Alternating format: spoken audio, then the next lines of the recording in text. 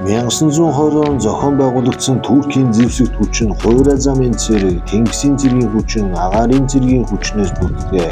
Жанжин штабын дарга нь зэвсэг хүчний ерөнхий командлагч буюу ерөнхийлөгч байдаг. 20 настайгаас эхэл цэргийн албан татагдаад 6 сар албахан яг одоогийн байдлаар Туркийн армид 425 мянган ажилтан албан хаагчтай, нөөцөнд 380 мянган албан хаагч байдаг. 2025 оны байдлаар цэрэг армийн төсөв нь 46 тэрбум $, буюу дотоодын нийт бүтээгдэхүүний 2% тэнцэж байна. Турк улс 1952 онд НАТОгийн гишүүн болсныхаа дараа зэвсэгт хүчнээ орчин үеижүүл шинжлэх цогцлборыг санаачилсан.